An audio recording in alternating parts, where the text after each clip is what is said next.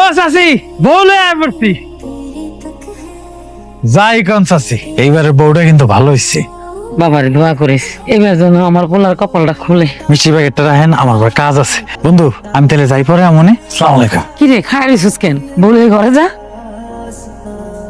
কি ব্যাপার, ঘরে নতুন বউ আসছে, ওই দেখে তুমি এনে চলে না যে? আপনিও তো একজন মেয়ে, আমি কেন চলে আসছি আপনি বোঝেন না আম্মা? তোমার যদি মনে এত কষ্ট হয় কিন্তু বিয়ের অনুমতি কেন দিচ্ছ? বিয়ে তো এমনি এমনি করে নেয়। তোমার মনে যদি এতই কষ্ট থাকে, তুমি যদি এতই কষ্ট পাও, তাহলে তো আমার পোলাটার মনের আশা পূরণ হইব না। আমি কোনো কষ্ট পাই নাই আম্মা, কি করতে হইব আপনি আমারে কন। না করতেছিলাম কি, তোমরা যে ঘরে থাকতা ওই ঘরে তো নতুন বউ থাকবো। তোমার কাপড় চোপড় কি করছে, সরাইছো তো? ব্যাগে ভরে রাখছি, আমি কোন ঘরে থাকুম আপনি কন আম্মা, সেখানে নিয়ে রাখতেছি। আমার লগে থাকবা। একটা কাজ করো, ব্যাগটা নিয়ে আমার ঘরে রাখো। আর নতুন বউ আইছে, একটু শরবত দাও, সামনে যাই পরিচিত হও, আপন বোন ভাবো, দেখবে শান্তি পাইবো, মনটা শান্ত থাকবে। আচ্ছা আম্মা।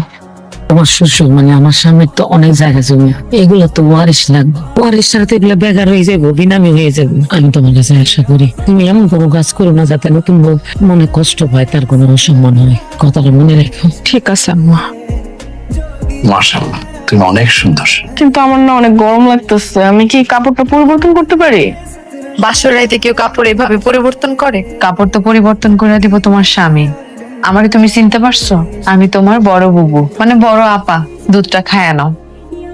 তোমার কি সন্দেহ হইতেছে আমি দুধের মধ্যে আবার বিষ মিশিয়ে দিছি কিনা? আচ্ছা আমি খায়া দিতাছি। ময়না খুব ভালো মাইয়া, আমার বড় বউ। আসলে আমাদের সংসার 6 বছরের, বাচ্চা হইতেছিল না তো, সেই জন্য তোমার বিয়ে করার অনুমতি কিন্তু সেই দিচ্ছে। দেখেন আমার নতুন করে কিছু বলতে হইব না, আমি সবকিছুই জানি। সব জানা কিন্তু ভালো, এখন তুমি দুধটা খায়া নাও। শোনো, আজকে থেকে এই ঘর তোমার, এই ঘরে তুমিই থাকবা। আমার যা কিছু আছে সব গোছায় রাখছি, নিয়ে চলে যাম। ও একটা জিনিস রাইখা গেছি, আমার নিজের মানুষটারে রাইখা যাইতেছি। তুমি তার যত্ন নিও। রাতে ঘুমাইলে কিন্তু তার গায়ে থেকে কাঁথা পড়া যায়, তুমি গায়ে কাঁথা দিয়ে দিও, নইলে আবার ঠান্ডা লেগে যাইব। জান এবার দরজাটা লাগাই আসেন। ঠিক আছে। গোসল করলা? হ্যাঁ। তোমার নামটা যেন কি? ডালিয়া। বাহ, তোমার তো খুব সুন্দর নাম, ডালিয়া। ফুলের নামে নাম। আপনার নাম? রাতে কইছিলেন অবশ্য, কিন্তু আমি ভুলে গেছি। আমার নাম ময়না। আমার নামটা আসলে মনে রাখার মতো কোনো নাম না, সবাই খালি আমারে ভুলাই যায়। আচ্ছা যাই হোক, আমি একটু দেখি আমার উনি ঘুম থেকে উঠছে কিনা।